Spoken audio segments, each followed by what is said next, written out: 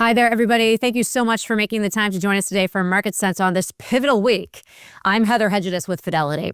I said pivotal because the Fed is meeting right now. We'll know by tomorrow whether it's moving ahead with a second rate cut for 2025. Additionally, it is earnings season, and 5 of the Mag 7 are reporting their earnings this week.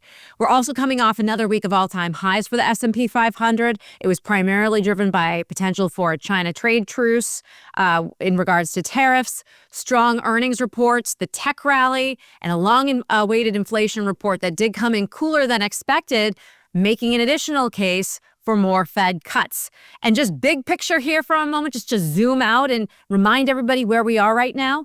The S&P is up over 16% year to date and up over 110% when you look at the past 5 years. So it's been a banner year for the S&P 500, to say the least. We are fortunate today to be joined, as we often are, by Fidelity's Director of Global Macro, Jurrien Timmer. We're also thrilled to welcome back today one of our most popular guests of this year. And I'm talking about Julian Potenza, who is a fixed income fund manager here at Fidelity with a focus on short-term bonds. I'm really excited for the pairing of you. We've got Jurrien on equities today and Julian on bonds. And I'm going to try not to conflate your two names, Jurrien and Julian. Julian, good to see you. Thanks very much, Heather. Good to see you as always, Jurrien. Happy to be back. Good to see you both, and greetings from Gillette Stadium. What a backdrop you have. Very fall-like, Jurrien. Football season well underway and earnings season well underway. A lot going on, as I mentioned off the top. Today is Tuesday, October 28th. FOMC meeting also underway right now. So just to remind investors out there, this year we have seen a 25 basis point cut back in September. Chair Powell has suggested further rate cuts are still on the table, and the market is betting a high probability of another cut coming tomorrow. So, Jurrien, what do you think is going to happen tomorrow? Do you think a 25 basis point cut is pretty much a done deal at this point? Certainly the market is expecting several more rate cuts this year. Even Chair Powell has hinted at that. And we've already got one cut, of course, this year. We had 100 basis points of cuts last year. So, the Fed, I think, is trying to get back to neutral, a neutral policy. The restrictive policy of a few years ago when inflation was running at 9% clearly isn't warranted. Inflation's now running at 3%. And ironically, the market celebrated a 3% inflation rate last week when the CPI was released, even though that's still, well above the Fed's target, but it's very on par for 2025. But, the question for me is how far is the Fed going to keep going? And also, what is neutral? Neutral is based, a neutral policy, so neither restrictive nor accommodative, is something that is like the steady pace for the Fed if all else is in balance. And right now, inflation, even though it is above the Fed's target, has come down. It has been pretty steady at that 3% rate now for the last year. And of course, the jobs market, we don't get the jobs reports these days because of the government shutdown, but the labor market has been slowing. It's not contracting, but it's been slowing. So I think the Fed is saying, a neutral policy makes sense. But the question is, what is neutral? The Fed seems to think, or does think, that the long-term neutral rate is 3%. And indeed, when you look at the markets, they're predicting 3%. But that 3% is based on inflation of 2%, which is the Fed's target, plus 1%, which is called the natural rate, or R star. So what is neutral is something that continues to be debated. But in the meantime, the market, like you said, is up 16%. The equal-weighted S&P, when you kind of take out the Mag 7, is up 11%. That is very respectable. It's on par with the historical average. We're in earnings season. Earnings are very positive, and you got a very friendly, benign bond backdrop, which I know Julian is going to talk to at length. So the market doesn't see a lot that it doesn't like here right now. Yeah, 2025, what a year so far, Jurrien. You mentioned the lack of jobs data. Despite the government shutdown, though, the BLS, the Bureau of Labor Statistics, was able to release the CPI inflation report on Friday. It showed inflation rose lower than expected. Can you talk about the context of that? The Fed has restarted the cutting cycle. Given that lack of government data, though, we don't really know how long it might last. Where does the market think this cutting cycle is going, considering, as you mentioned, inflation is still at 3%? What could this also mean for stocks? Yeah.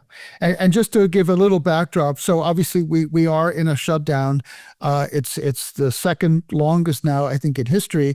And we don't get the jobs data. We don't really get any other data. But the reason we did get the CPI report is because the government has to set the cost of living adjustments, for various benefits. And so that's why the CPI was an exception to that rule. But here, isn't it also true that they already had some of that CPI data, so they were able to this time release it, but it might be a problem going forward? Well, they had to call back some people to do, but this is a whole other can of worms, because even from 6 months ago, the CPI data has not been as robust in terms of the number of data points that government workers are getting. But that's a whole other topic for another show. But in the meantime, again, it's the juxtaposition or the interplay between the Fed's two mandates, right? You got inflation, 2%. Okay, it's at 3%. The market was happy with that 3, so maybe 3 is the new 2. The Fed would never say that, of course, but maybe that's where the market is at. And then the jobs data, which is the other mandate, and the two are relatively in balance, and that's why the Fed is getting further away from what it considers a restrictive policy. They were at 5 3/8 just a little over a year ago. They're now at 4 1/8. And then the question is, how close to the Fed's sense of neutral, which is 3%, can the Fed get? And that will be entirely, based on, does the jobs data get weaker? Does inflation go back below 3 towards 2? Does it go up? Who knows? We still have a whole tariff question to answer.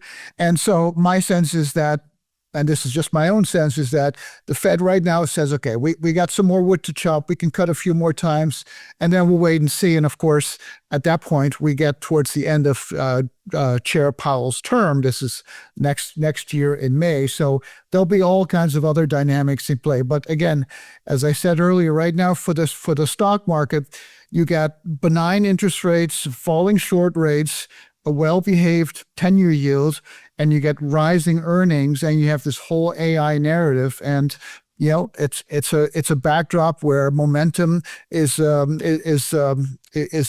really dominating, and we see that in the numbers.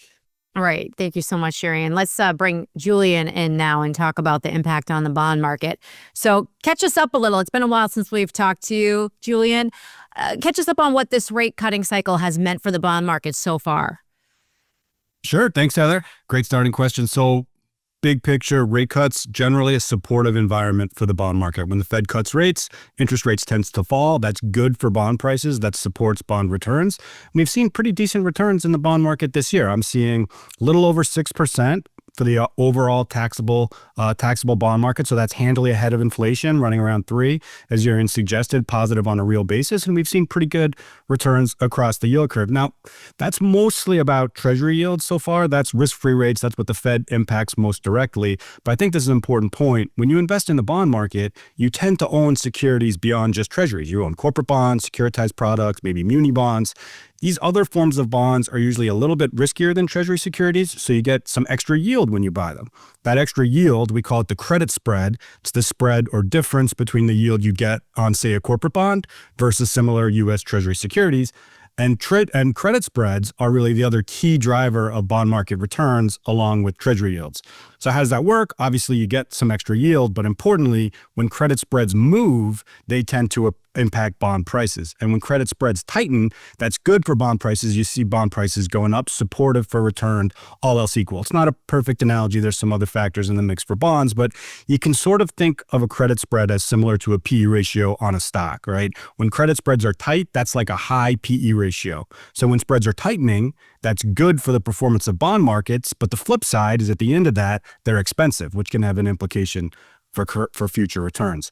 Tying that all back to your question, to Urian's point, this cycle is a little bit unique. Oftentimes we see the Fed cutting in response to a deteriorating economy or recession. So treasury yields are falling, but credit spreads are widening. It's kind of a mixed picture for bonds. In this case, the Fed is acting proactively to get policy rates back to neutral to prevent the economy from weakening. We've seen growth pretty healthy, corporate earnings pretty healthy. Credit spreads have been tightening this year as well. So you've kind of had two tailwinds for bond market returns, falling treasury yields and tighter credit spreads. That's the equation that gets you the strong returns we've seen in the bond market so far this year. Two tailwinds sounds pretty good, much better than two headwinds. The other big recent news on the Fed front, Julian, is that Chair Powell has indicated it may be finally close to the end of its quantitative tightening program. Of course, just to the level set here, make sure everybody knows what we're talking about. This has been the Fed's effort to shrink its balance sheet and let bonds that it bought up during COVID mature. And I know this might kind of sound a little bit like inside baseball, and people might not think that this matters directly to them, but can you explain why it does matter and whether this could have real significant impacts on the bond market? Yep, sure. Very topical question. I'm debating this all the time on my team these days. So big picture, thinking back, right, the Fed, after the global financial crisis and after COVID, when the pandemic hit, they wanted to support the economy even though rates were already at zero. So they announced these big quantitative easing programs, right? They bought bonds out of the market. They basically created electronic cash to pay for them. That was to help stabilize the markets, right? Fast forward to now, over the last 2 years, they've been putting that process in reverse. So the Fed's balance sheet has been in the slow process of shrinking. We refer to that as quantitative tightening, kind of the opposite of quantitative easing. And when QT is underway, it does create some modest headwinds for the bond markets. This is what we've been living through. As bonds mature off the Fed's balance sheet, they have to be reissued back into the private market. So this is Treasury securities, agency mortgage-backed securities. That extra supply can put upward pressure on bond yields. In addition, that process destroys some of the liquidity that the Fed created when they expanded the balance sheet. So we've seen this kind of modest headwind in terms of tightening liquidity conditions. Now, obviously, as we started, we've still seen pretty decent returns in the bond market despite the QT program being underway. So you don't want to overstate its importance. The big kind of macro calls, what's going on with the economy, inflation, Fed policy rates tend to be more important, I would argue. But we are now starting to see some emerging signs of that liquidity drain process tightening up the money markets. Short-term rates that we look at, repurchase rates, interbank rates, they're starting to drift up above the range that the Fed is trying to keep them. Nothing concerning yet, but signs that we're getting back to a more normal liquidity environment as opposed to this excess liquidity environment that we've been operating under for the past couple of years. The Fed is paying very, very close to those signals. Very, very close attention to those signals, sending the message that it's about time to stop the QT process. That could happen this week. We'll find out tomorrow. If not, it's almost definitely going to happen by the end of the year. Basically, the end of that QT process will mark the end of this minor headwind that the bond market has been living with. So less supply to be absorbed by the private markets and no more of this liquidity drain dynamic. So that's a good thing. That's a tailwind. I would say it's pretty well expected and pretty well priced in at this point. So I wouldn't expect any big surprises. You never know, but that's the base case. Okay, so probably baked in, but certainly worth keeping an eye Someone on, will be not watching tuning closely. out. Yeah. Okay. And right now, we're talking about rate cuts, Julian, but back in April, tariffs were dominating the headlines. It seems so long ago, but we did see long-term Treasury yields rise as global investors worried about the future of U.S. trade policy back then. And that was kind of a surprising reaction to many investors because typically Treasury yields fall in times of market volatility as investors are seeking safe haven investments, but that's not what happened. Does it seem like the bond market now has shaken off tariff concerns for now?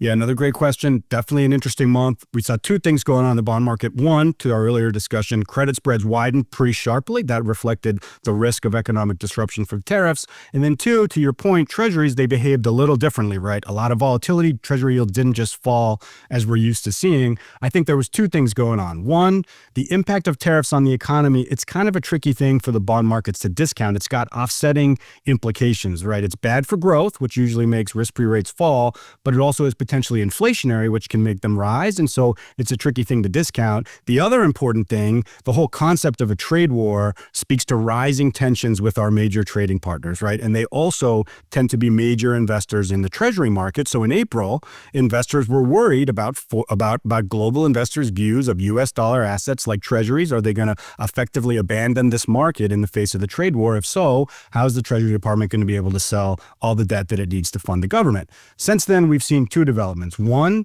the economic impact, generally speaking, of tariffs has been less bad than feared at the time, right? You can see impacts on CEO business confidence. We've seen the softening in the labor market that Yaron mentioned. We see a little bit of tariff inflation coming into to goods prices, but big picture, all those things have been less than feared. And so that process has helped credit spreads particularly come back down. That's been a big part of the strong bond market performance this year.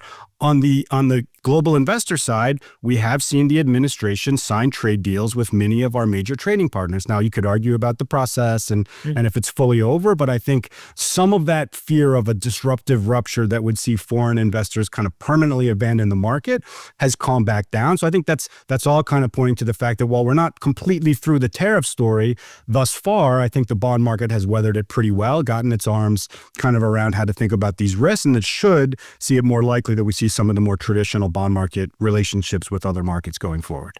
Hey, Julian, you mentioned government debt. We know that is something the bond market is really watching, rising government debt levels. How might bond investors consider approaching additional uncertainties like fiscal dynamics? Yeah, another great question. There's been a ton of focus on that this year around the passage of the fiscal tax bill earlier this year. Look, debt levels are high, deficits are high. That's concerning. It's something that we think about a lot. The bond market, as an investor, you need some compensation for that. I think the flip side of that is, as a bond investor, I'm always trying to think about what's already in the price in the market and what is the new information, right? And to me, as soon as the election happened last November, bond markets largely expected the tax cuts from the first Trump administration to be extended. So when the bill was passed earlier this year, there was a little bit of nuanced differences from that expectation, but big picture, there wasn't a ton of new information. What's really been new on the fiscal side is the tariffs, right? And so we talked about tariffs being disruptive to inflation, all that. They also do raise a lot of revenue, and the government is collecting a lot of tariff revenue. It's effectively a form of a tax hike. There's a question about who's ultimately going to pay for this tax. Is it U.S. importers, consumers, foreign exporters? So far, it seems like kind of a mix of all. We're not fully through that story, but it is improving deficit forecasts. And so we could debate if tariffs are the most efficient way to raise revenues, but that has actually helped stabilize the fiscal picture somewhat. And that really has been some of the new information on the fiscal side that is part of that kind of calming bond market dynamic that we discussed earlier. Yeah, an interesting perspective, because we kept hearing about tariffs, inflation, but also tariffs are a revenue generator, you're saying, when it comes down to it. What about growing political pressure on the Fed? Is that something that we should be watching and that could impact the bond market? Yep. Yeah. No, another great question, something we think about a lot. Look, as a bond investor, I think that Fed independence is crucially important for the long-term stability of the bond market. Too much influence on the monetary policy process has a long history of leading to bad outcomes. We spend a lot of time thinking about it. We do think that the Fed is a strong institution. The Trump administration will have the ability, obviously, to impact personnel, but there is a process and procedures of votes and distribution of power that we think is going to hold up and prevent some of those worst-case outcomes. Now, both of these topics are areas that can have different impacts across the yield curve. And I would argue short-term bonds are a lot less at risk to either Fed independence or long-term deficit concerns. Those tend to show up more in the long end of the curve. So if you are very worried about those factors, short-duration bonds or bond funds could be a good option to consider. Yeah, Julian makes some really good points. One of them is that the market, is brutally efficient in discounting information. And like he said, the one big beautiful bill with the extensions of the tax cuts wasn't new information. I mean, that was already sort of thrown up in the air back in November. So it wasn't really game changing from that perspective. But, in terms of the Fed's independence, obviously we've talked about this a lot, and the difference between short and long rates. The difference between those is that there is a thing called the term premium, which is like a risk premium for bonds. Julian mentioned credit spreads being like a PE.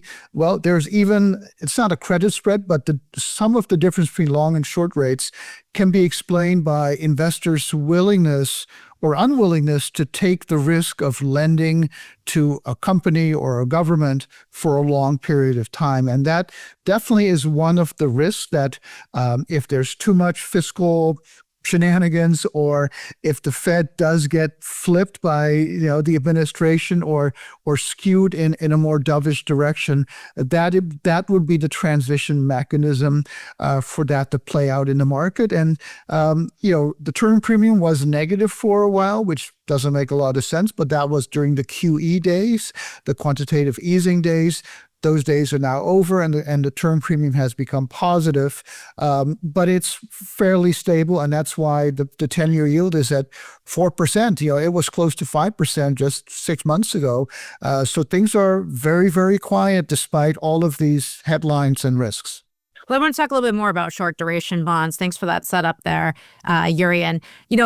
Just to make sure level set here, we're talking about bonds with maturities of less than 5 years issued by either the government or corporations. In recent years, a lot of investors have been parking their cash in cash-like accounts like money markets, Julian. But now with those rates coming down, investors may be, starting to take advantage of short duration bonds, which are typically less impacted by changes in interest rates. Given the market pricing and more rate cuts like we talked about at the beginning of the show, is the short end of the curve the place to be right now? Yeah, another great question, Heather. Definitely seen flows into the short duration space, short duration bond space pick up since the Fed started cutting late last year. I think those cuts remind people that the attractive money market yields, which have been fantastic risk-adjusted return, they can melt away pretty quickly when the Fed is in motion, and moving out the curve into the short duration space, you can attempt to lock in some of that yield. As a general statement, I like the short part of the curve in this environment. It's the most levered to what the Fed does, so it should be supported by further Fed cuts. And while the yield curve has steepened this year, it's roughly in the middle of its long-term range in terms of steepness. And the implication of that is you don't sacrifice all that much yield relative to longer-term bonds by staying in the short end, while you also avoid taking on too much interest rate risks. Some of the other big picture risks we've been talking about, the deficit, Fed independence, et cetera, as Jurriën covered, those show up in the term premium. Bigger issue for the long end of the curve. To your direct question, I do think there's an opportunity here. I think it is important to kind of note that the market is already expecting a series of Fed cuts. So if the Fed just cuts another couple times in line what the market is already pricing in, the returns between short duration and cash will be relatively similar. However, it's the scenario where the Fed ends up cutting more than expected that the short duration space could really pay off. We got a little reminder of that in this past quarter. In early August, we got the jobs report for July, pretty weak, negative revisions. We saw pretty big rally in the bond market and pretty strong performance. I think that's a good example of where the short duration space could provide some welcome duration to your portfolio. At the meantime, yields are kind of between 4 and 5% nominally, all in, pretty attractive on the historical basis. Of course, past performance, no guarantee of future results. But to me, the short duration space is a pretty nice sweet spot in between money markets and longer duration bond funds. And when we talk about short-term bonds, what parts of the market look promising to you right now and beyond as we get ready for 2026? Yeah, I like short duration investment grade. So that's high quality bonds with low default risk, nice diversification yield, and relatively low risk. We talked about how credit spreads are tight. The implications, you don't just get that much extra compensation for taking on more credit risk. So I don't think you abandon credit completely, but it's a good time to think about upgrading the credit quality in your portfolio, maybe moving some of your high yield to investment grade. That's certainly how I'm approaching this landscape on the portfolios I manage on my team. When you aren't getting paid to move out the risk spectrum, sometimes the prudent approach, hunker down, be patient, wait for a better environment. I think the short duration investment grade space is a really good spot to do that at this point in the cycle. Wow, fantastic perspective there, Julian. You covered a lot of ground. Before we go, I always like to give Jurriën a chance to give his take. We call this Timmer's Take, to hear what investors might want to be watching this week. It's a big week for earnings, besides it being a Fed week, Jurriën. Yeah, so the Fed is not controversial at this point. Neither are earnings, but it is earnings season. We have 150 companies have reported.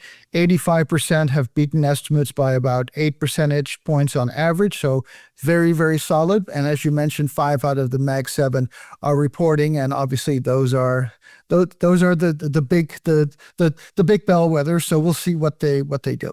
The big ones. All right. Julian and Urian, we've got to leave it at that. Thank you to you both, and thanks to everybody out there watching and for sending us your questions. Today, we always like to leave you with a resource, and today we are leaving you with a link to our fixed income bonds and CDs page, which is a great place where you can look up the current yields on everything that Julian talked about today. That website is fidelity.com/bond search. So on behalf of Urian Timmer and Julian Potenza, I'm Heather Hedges. Thanks for the pleasure of your time today, and remember, we'll be back next Tuesday at 2 o'clock Eastern live. Take care.